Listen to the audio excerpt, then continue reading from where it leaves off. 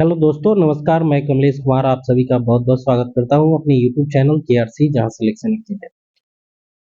तो बिहार शिक्षक भर्ती को देखते हुए जो है इतिहास का भी जो हाल फिलहाल में रिवीजन क्लास चल रहा था, तो आज हम लोग जो है इतिहास का विविध लेकर चलेंगे और जितने भी महत्वपूर्ण टॉपिक है, छोटे छोटे टॉपिक है, उन सबको जो है एक बार सरसरी निगाहों से देखेंगे। तो ये जो टॉपिक होने वाला है बहुत ही शानदार होने वाला है, तो इसे देखना ना भूले, क्योंकि इससे क्वेश्चन आने ही आने हैं। मैं जितना भी आज टॉपिक कराने जा रहा हूँ उससे लगभग 10 क्वेश्चन एकदम 100% आएंगे इस टॉपिक से, तो प्लीज देखना ना भूले। और चलिए आज हम लोग शुरू करते हैं। विविध इतिहास का विविध बहुत ही शानदार टॉपिक है। देखिए आज का पहला जो सेशन है वो कंपनी एवं स्थापना है, तो इससे एक क्वेश्चन बनना ही बनना है कि कौन सी कंपनी कब आई थी और इसकी स्थापना कब हुई थी। जैसे सबसे पहले जो है पुर्तगाली ईस्ट इंडिया कंपनी जो है भारत में आई थी। तो सबसे पहले जो पूछेगा कि पुर्तगाली ईस्ट इंडिया कंपनी की स्थापना कब हुई थी, तो 1498 ईस्वी में हुई थी। उसके बाद कौन आया था, तो अंग्रेजी ईस्ट इंडिया कंपनी। अंग्रेजी ईस्ट इंडिया कंपनी 1600 ईस्वी में आई हुई थी। उसके बाद आया था डच ईस्ट इंडिया कंपनी जो 1602 ईस्वी में आया था। फिर उसके बाद जो आया था Danish east India company. Danish east India company जो है 1616 ईस्वी में आई थी। उसके बाद आया था फ्रांसीसी ईस्ट इंडिया कंपनी 1664 में। फिर उसके बाद स्वीडिश ईस्ट इंडिया कंपनी 1731 में। ठीक है, तो इस तरह से आप क्रम भी याद करेंगे। और सबसे पहले इसमें मैं बता दूं कि कभी कभी जो है ना काल क्रम के अनुसार पूछ देता है कि सबसे पहले कौन है उसके बाद कौन आया, तो इस तरह से भी आपके क्वेश्चन पूछे जा सकते हैं। तो इसमें चार तो जरूर याद रखना है। पुर्तगाली ईस्ट इंडिया कंपनी 1498 में। फिर उसके बाद अंग्रेज को याद रखना है 1600 ईस्वी में। फिर उसके बाद जो है डच ईस्ट इंडिया कंपनी 1602 में। और उसके बाद फ्रांसीसी ईस्ट इंडिया कंपनी 1664 में। ये चार बहुत ही महत्वपूर्ण है जो हमेशा एग्जाम में आते हैं, तो इसे देख मतलब देखिए और याद तो 100% करना है। आज के टॉपिक को इग्नोर नहीं करना है, बिल्कुल भी इग्नोर नहीं करना है। नेक्स्ट है आपका मुगलों से स्वतंत्र होने वाले राज्य एवं संस्थापक। तो देखिए अवध जो था मुगलों से स्वतंत्र हुआ और इसकी स्थापना जो है सआदत खां ने किया था। सआदत खां, अवध का जो स्थापना किया था सआदत खां। उसके बाद है दूसरा नंबर हैदराबाद। हैदराबाद जो था इसकी स्थापना चिनकलीज खां या निजामुल मुल्क या आसफ जा, ये तीनों नाम थे उसके। ठीक है, हैदराबाद का जो स्थापना किया था निजाम उल मुल्क, ये नाम हमेशा एग्जाम में देखने को मिलता है।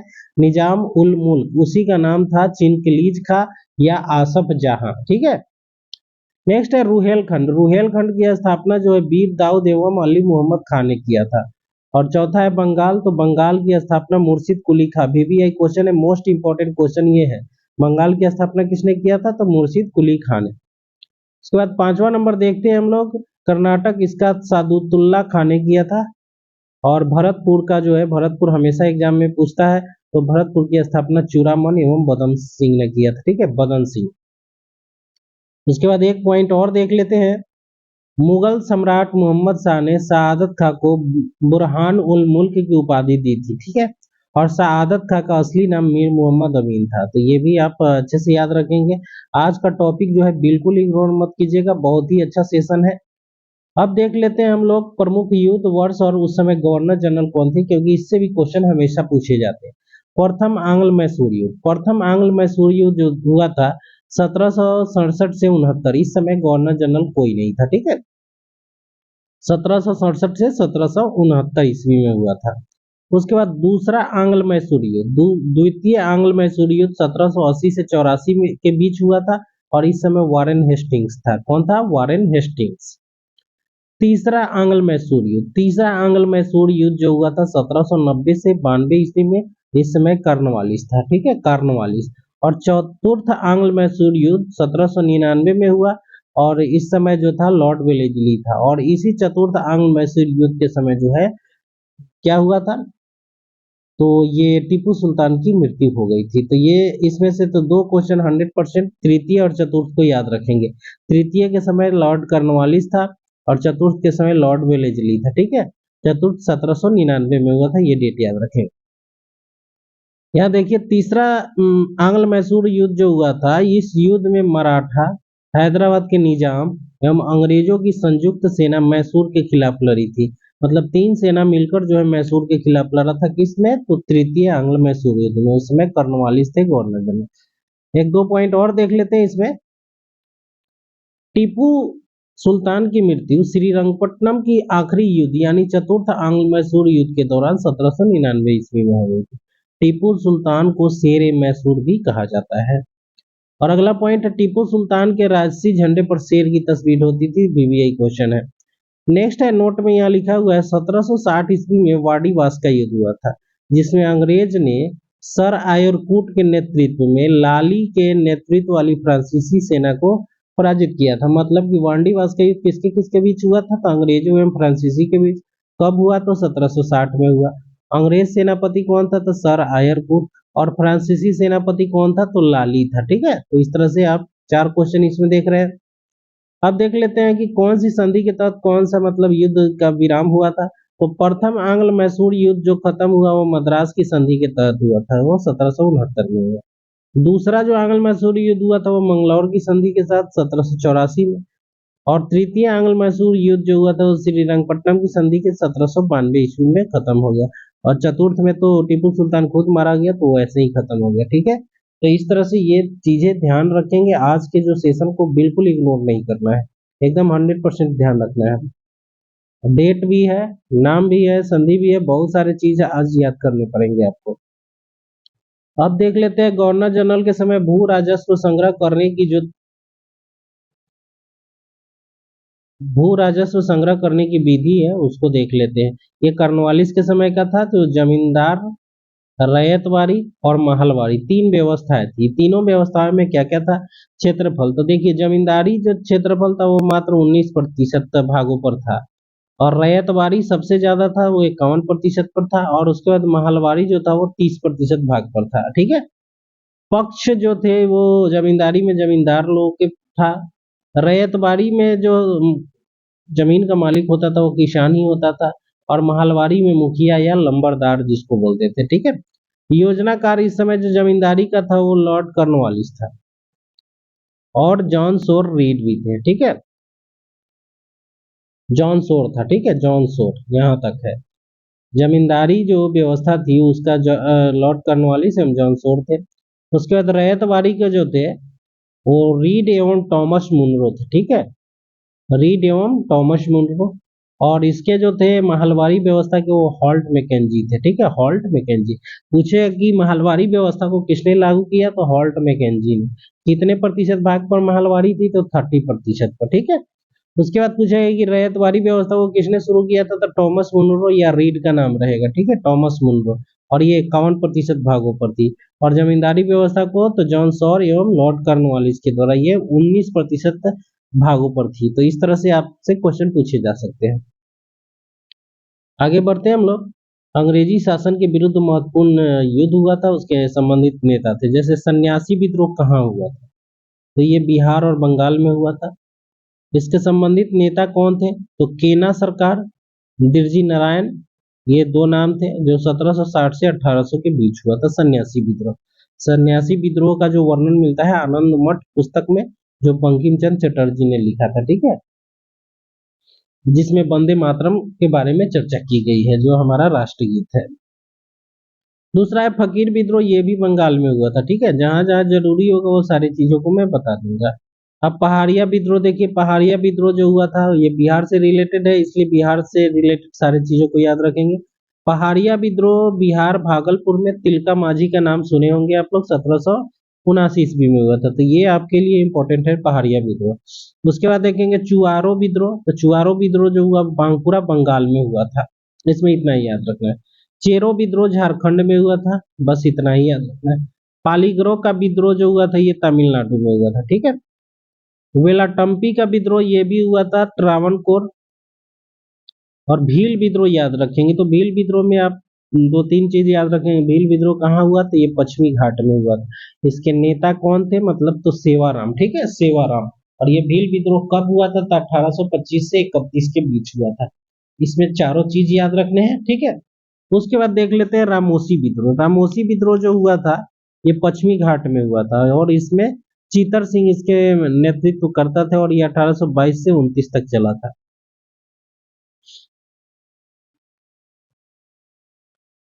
उसके बाद देखिए पागलपंथी विद्रोह, ये असम में हुआ था। कहाँ हुआ था? असम में। और इस समय जो इसके नेतृत्व करता थे वो टीपू थे। नेक्स्ट है अहोम विद्रोह, ये असम में हुआ था। गोमधर कुंवर जी थे। ठीक है, अहोम विद्रोह के गोमधर कुंवर। बहावी आंदोलन, ये बिहार और उत्तर प्रदेश में हुआ था। ये बीबीआई क्वेश्चन है। ये सैयद अहमद जो थे, सैयद अहमद, ये इसके नेतृत्व करता थे और ये 1831 में हुआ था। कोल विद्रोह, कोल विद्रोह जो हुआ था छोटा नागपुर, जो अभी झारखंड में है, ये इसके भी जो नेतृत्व करता थे वो गोमधर कुंवर थे। तो ये कोल विद्रोह और अहोम विद्रोह दोनों के गोमधर कुंवर जी थे। भूमिज विद्रोह को देख लेते हैं। भूमिज विद्रोह जो हुआ था वो झारखंड रांची में हुआ था। खांसी विद्रोह, खांसी विद्रोह बीबीआई है, ये असम में हुआ था और तीरथ सिंह इसके नेतृत्व करता थे। उसके बाद हम मेन मेन पॉइंट को ही देखेंगे। नील विद्रोह, नील विद्रोह बंगाल और बिहार में हुआ था। इसके तिरुत सिंह थे, तीरथ नहीं, तिरुत सिंह। संथाल विद्रोह मोस्ट इंपॉर्टेंट है ये। तो ये बंगाल एवं बिहार में सिद्धू एवं कानू, ठीक है, कौन थे? सिद्धू एवं कानू। 1855-56 में, ये डेट भी याद रखना है, 55-56 में। उसके बाद आगे बढ़ते हैं हम लोग। मुंडा विद्रोह, मुंडा विद्रोह झारखंड में हुआ था। बिरसा मुंडा इसके थे। 1800, सॉरी,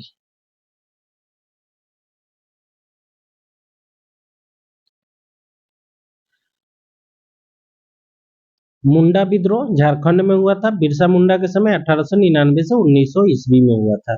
उसके बाद देखते हैं पाइक विद्रोह, ये उड़ीसा में हुआ था और इस समय बख्शी जगबंधु जी थे। इसको छोड़ दीजिए, याद करने की जरूरत नहीं। नील आंदोलन बंगाल में, उस समय दिगंबर जी थे। और पवना विद्रोह जो हुआ था वो पवना बंगाल में हुआ था। दक्कन विद्रोह महाराष्ट्र में हुआ था। ठीक है, दक्कन विद्रोह कहाँ हुआ? महाराष्ट्र। मोपला विद्रोह आप लोग को याद होगा, मालाबार केरल में हुआ था। और अली मुस्लियार जो थे इसके नेतृत्व करता थे। कौन थे? अली मुस्लियार।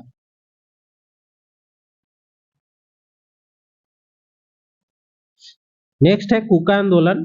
तो कुका आंदोलन जो हुआ था ये पंजाब में हुआ था। बीबीआई क्वेश्चन है, भगत जवाहर मल इसके नेतृत्व करता थे। ताना भगत आंदोलन देखिएगा, ये बिहार में हुआ था। जतरा भगत इसके थे और ये 1914 ईस्वी के समय हुआ था, प्रथम विश्व युद्ध के समय। ठीक है। तेभागा आंदोलन बंगाल में हुआ था। कंपाराम सिंह एवं भवन सिंह इसके जो थे नेतृत्व करता थे। तो ये थे महत्वपूर्ण जो है विद्रोह। तो इसको बार बार देखना है क्योंकि एक बार में जल्दी याद नहीं होगा, तो दो तीन बार जरूर देखेंगे। अब आगे बढ़ते हैं हम लोग। 1857 की महान क्रांति के प्रमुख केंद्र को देखते हैं। भारतीय जनक कौन थे और विद्रोह की तिथि और ब्रिटिश नायक के बारे में भी देखेंगे हम लोग। फर्स्ट में देख लेते हैं केंद्र जो दिल्ली था, उस समय जो भारतीय नायक कौन थे? तब बहादुर शाह जफर। ठीक है। और सैन्य नेतृत्व जो किया था वो बख्त खान ने किया था। किसने किया था? बख्त खान ने किया था। आगे बढ़ते हैं हम लोग, दूसरा देखते हैं। दूसरे नंबर पर कानपुर है। ठीक है, कानपुर में कौन था? तो कानपुर में नाना साहब जी थे। ठीक है, जिन्हें हम धुंधु पंत के नाम से जानते हैं। और ये जो सैन्य नेतृत्व किया था वो तत्या टोपे ने किया था। और उस समय जो अंग्रेज था वो कैंपबेल था। कानपुर से कौन था? कैंपबेल। ठीक है। लखनऊ में देख लेते हैं। लखनऊ से बेगम हजरत महल जी थे, जिन्हें हम महमूदी खातून के नाम से जानते हैं। इस समय जो था हेनरी लॉरेंस था। उस समय अंग्रेज जो था हेनरी लॉरेंस। उसके बाद झांसी से रानी लक्ष्मीबाई, सबको याद होगा। उस समय ह्यूरोज जी थे। ठीक है, ह्यूरोज जो था वो अंग्रेज था। इलाहाबाद से लियाकत अली थे। ठीक है, इलाहाबाद से लियाकत अली लड़ाई लड़ी थी 1857 की। और उस समय जो अंग्रेज था इनके विपक्षी दल में, वो कर्नल नील था। ठीक है, कर्नल नील से इन्हें लड़ाई करनी पड़ी थी। जगदीशपुर आप सभी को याद होगा और ये बिहार का सबसे मोस्ट बीवीआई क्वेश्चन है। जगदीशपुर से जो थे वो हमारे कुंवर सिंह थे। और इधर से विलियम टेलर एवं कौन था देख लेते हैं, विलियम टेलर और नील था। ठीक है। उसके बाद देखते हैं हम लोग बरेली से खान बहादुर खान थे। ठीक है, बरेली से कौन था? खान बहादुर खान। और अंग्रेज जो देख लेते हैं हडसन था, हडसन। उसके बाद है फैजाबाद से। ठीक है, फैजाबाद से मौलवी अहमदुल्ला जी थे। और कर्नल नील था अंग्रेज अध्यक्ष। उसके बाद है फतेहपुर से। ठीक है, फतेहपुर से अजीमुल्ला था। और उस समय जनरल रेनल्ड था। ठीक है, जनरल रेनल्ड। यहाँ थोड़ा सा एक पॉइंट देख लीजिए, तत्या टोपे का वास्तविक नाम रामचंद्र पांडुरंग था, ठीक है, रामचंद्र पांडुरंग। और बेगम हजरत महल को जो है महक परी के नाम से जानते हैं, VVI क्वेश्चन है।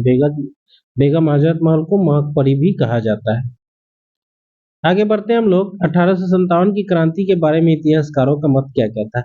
यह भारत का प्रथम स्वतंत्रता संग्राम था। यह किसने कहा था? तो बीडी सावरकर ने कहा था। किसने कहा था? बीडी सावरकर। यह राष्ट्रीय विद्रोह था। यह डिजरैली ने कहा था। किसने कहा था? डिजरैली ने। तीसरा है, यह पूर्णतः सिपाही विद्रोह था। यह सर जॉन लॉरेंस एवं सीले ने कहा था। जॉन लॉरेंस एवं सीले ने कहा था। चौथा है, यह अंग्रेजों के विरुद्ध हिंदू एवं मुसलमानों का षड्यंत्र था। यह जेम्स आउटरम तथा डब्ल्यू टेलर ने कहा था, ठीक है। पांचवा है, बर्बरता तथा सभ्यता के बीच युद्ध था। यह TR होम्स ने कहा था। यह धर्मांधों के ईसाइयों के विरुद्ध युद्ध था। यह LER रिच के द्वारा कहा गया है। तो ये कथन तो है, बार बार एग्जाम में पूछते हैं, तो इसे जरूर याद रखेंगे। आज का जो सेशन है उसे तो छोड़ना ही नहीं, बिल्कुल भी नहीं छोड़ना है, एकदम रट जाना है।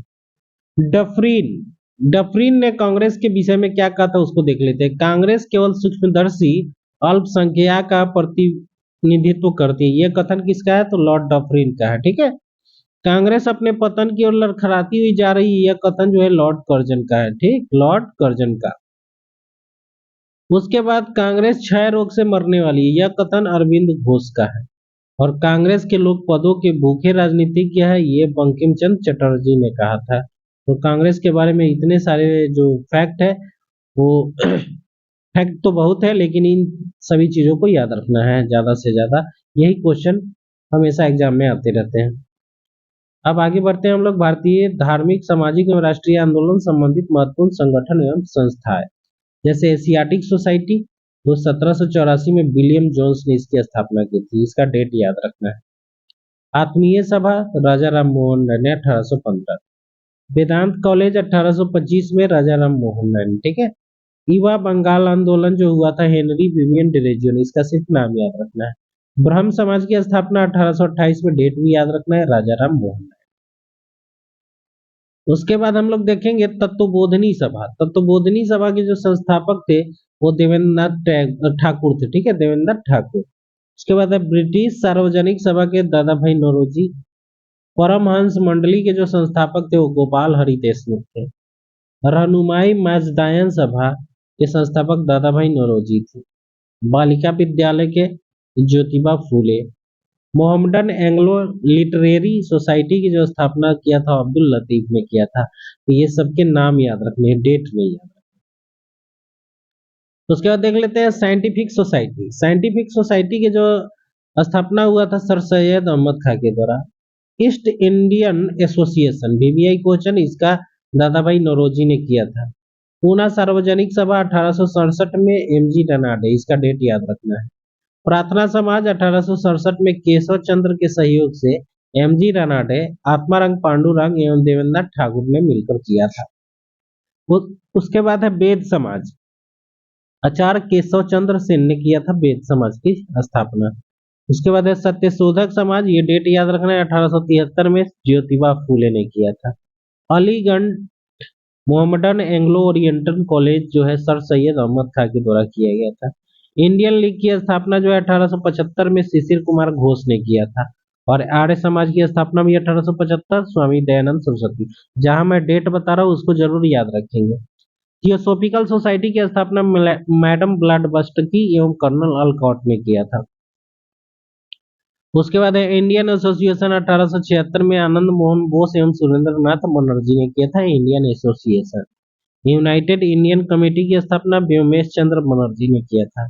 भारतीय राष्ट्रीय कांग्रेस की स्थापना 1885 में एओ ह्यूम ने किया था। बॉम्बे प्रेसिडेंसी एसोसिएशन की स्थापना 1885 में फिरोज शाह मेहता, तैलंग तथा तैयबजी ने किया था। उसके बाद है आपका देव समाज। देव समाज की स्थापना पंडित शिव नारायण अग्निहोत्री ने किया था। उसके बाद है बेलूर मठ 1887 में स्वामी विवेकानंद, ठीक है, 1887 में Swami Vivekananda. Indian National Social Conference की स्थापना महादेव गोविंद रानाडे, जिन्हें हम MG रानाडे के नाम से जानते हैं। शारदा सदन 1889 में पंडित रामाबाई, ठीक है। रामकृष्ण मिशन की स्थापना 1897 में स्वामी विवेकानंद जी ने किया था। अभिनव भारत की स्थापना 1904 में बीटी सावरकर जी ने किया था।